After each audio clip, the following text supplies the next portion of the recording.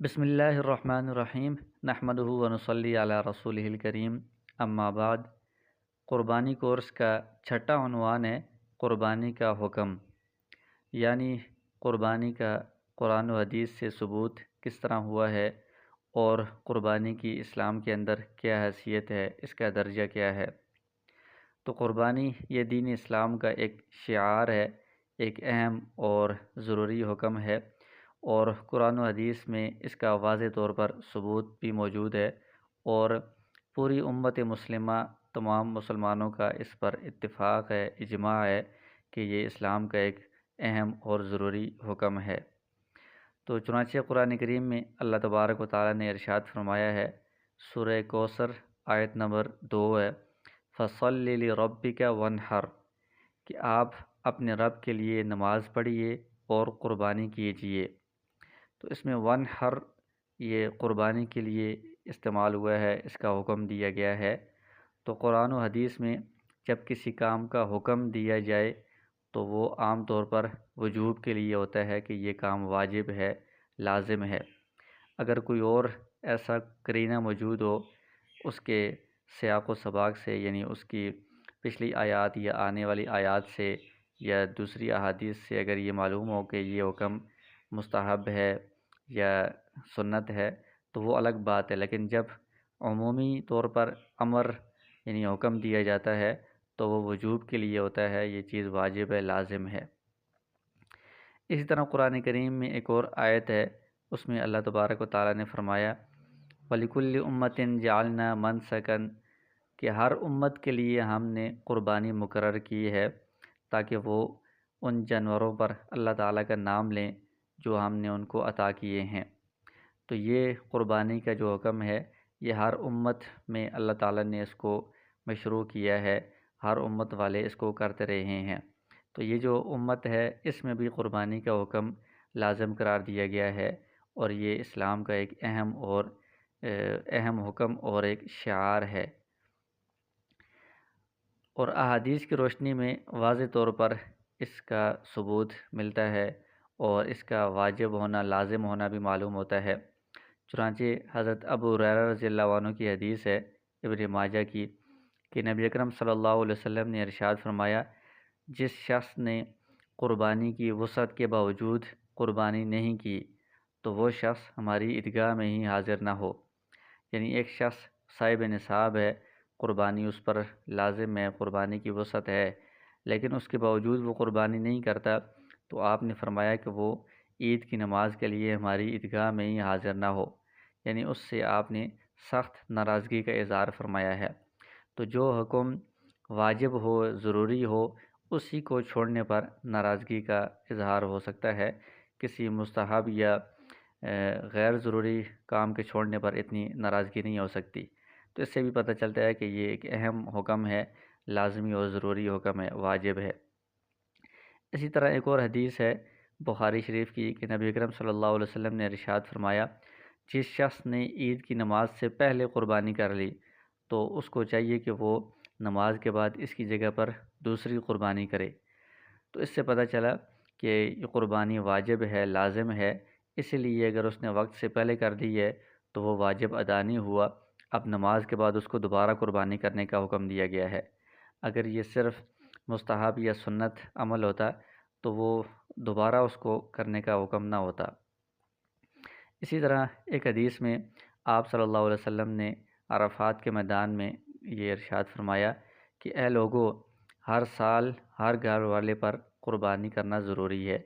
یہ ترمذی شریف کی حدیث ہے کہ ہر سال قربانی لازم ہے اور ہر گھر والے پر لازم ہے، یعنی جو بھی شخص صاحب نصاب ہوگا اس پر الگ الگ قربانی لازم ہوگی۔ اسی طرح ایک حدیث ہے حضرت براء بن عازم رضی اللہ تعالیٰ عنہ کی کہ رسول اللہ صلی اللہ علیہ وسلم نے ارشاد فرمایا، جس شخص نے نماز عید کے بعد قربانی کا جانور ذبح کیا تو اس کی قربانی ہو گئی۔ تو مطلب یہ ہے کہ قربانی ایک اہم ذمے میں واجب چیز ہے کہ جو قربانی کا اس کو وقت پر یعنی عید کی نماز کے بعد ادا کرے گا تو اس کے ذمے سے وہ ساقط ہو جائے گی، ورنہ وہ اس کے ذمے میں باقی رہے گی۔ تو اس سے پتہ چلتا ہے کہ یہ اہم اور یہ لازمی حکم ہے۔ اور ایک حدیث جو فضائل میں بھی آپ کے سامنے آئی ہے کہ آپ صلی اللہ علیہ وسلم نے اس کے فضائل بیان کیے ہیں اور آخر میں ارشاد فرمایا لہٰذا خوش دلی کے ساتھ قربانی کیا کرو۔ تو اس میں بھی قربانی کا حکم دیا جا رہا ہے کہ خوش دلی کے ساتھ تم قربانی کرو، یعنی یہ ایک اہم حکم ہے، لازم حکم ہے، اسلام کا ایک شعار ہے یہ۔ اور پھر اس میں عملی طور پر آپ صلی اللہ علیہ وسلم کا جو رویہ تھا وہ بھی ہمارے سامنے ہے۔ ترمذی شریف کی روایت ہے، حضرت عبداللہ بن عمر رضی اللہ عنہ فرماتے ہیں کہ رسول اللہ صلی اللہ علیہ وسلم نے 10 سال مدینہ منورہ میں قیام فرمایا، تو اس عرصہ میں ہر سال آپ مسلسل پابندی کے ساتھ قربانی کرتے رہے ہیں، یعنی ہجرت کے بعد مدینہ منورہ میں ہر سال مسلسل آپ نے قربانی کرنے کی پابندی کی ہے، اس میں کبھی ناغہ نہیں کیا۔ تو اس سے بھی پتہ چلتا ہے کہ یہ ایک لازمی حکم ہے، یہ ایک واجب ہے اور ضروری حکم ہے۔ اسی طرح انس بن مالک رضی اللہ عنہ سے روایت ہے کہ نبی اکرم صلی اللہ علیہ وسلم نے 2 سیاہ اور سفید مینڈوں کی قربانی دی اور اپنے ہاتھوں سے ان کو ذبح کیا اور بسم اللہ اللہ اکبر کہا۔ تو یہ آپ صلی اللہ علیہ وسلم کا اہتمام کے ساتھ جانوروں کو لینا، ان کو ذبح کرنا، اپنے ہاتھوں سے ذبح کرنا، تو یہ اس قربانی کے حکم کی اہمیت پر دلالت کرتا ہے۔ ایک اور حدیث میں یہ بھی ہے، بخاری شریف کی حدیث ہے، عقبہ بن عامر رضی اللہ عنہ فرماتے ہیں کہ نبی اکرم صلی اللہ علیہ وسلم نے اپنے صحابہ اکرام میں قربانیاں تقسیم کیں، ان قربانیوں کے جانور تقسیم کیے، تو عقبہ رضی اللہ عنہ کے حصے میں ایک ایسا جانور آیا جو 2 سال کا تھا، یعنی ذرا کم عمر کا تھا۔ تو آپ صلی اللہ علیہ وسلم سے عرض کرنے لگے کہ اے اللہ کے رسول، میرے حصے میں تو یہ چھوٹا جانور آیا ہے۔ تو نبی صلی اللہ علیہ وسلم نے فرمایا کہ آپ اسی کو ذبح کر دیں۔ تو اس سے پتہ چلتا ہے کہ آپ صلی اللہ علیہ وسلم نہ صرف خود قربانی کرنے کا اہتمام کرتے تھے، بلکہ اپنے صحابہ کرام رضی اللہ عنہم کو بھی تاکید کرتے تھے، ان کو بھی اپنی نگرانی میں ان سے بھی قربانیاں کروانے کا اہتمام فرماتے تھے۔ اور پھر آپ صلی اللہ علیہ وسلم نے حج کے موقع پر جب امت کا اکثر طبقہ یعنی صحابہ کرام کی بڑی جماعت آپ کے ساتھ تھی اور وہ آپ سے مسائل سیکھ رہے تھے، تو حج کے موقع پر جب یہ قربانی کا دن آیا تو آپ صلی اللہ علیہ وسلم نے قربانی کے موقع پر 100 اونٹ ذبح فرمائے۔ 63 اونٹ آپ نے اپنے ہاتھ سے ذبح کیے اور 37 اونٹ جو ہیں وہ حضرت علی رضی اللہ عنہ نے آپ صلی اللہ علیہ وسلم کی نیابت میں ذبح کیے ہیں۔ تو 100 اونٹوں کی قربانی کر کے آپ صلی اللہ علیہ وسلم نے یہ ساری امت کے جو لوگ تھے اس وقت ان کو دکھایا ہے کہ یہ قربانی کتنا اسلام کا اہم اور ضروری حکم ہے۔ تو ان قرآن کریم کی آیات سے اور احادیث سے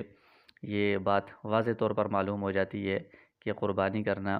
یہ قرآن و حدیث سے ثابت اسلام کا ایک اہم حکم ہے،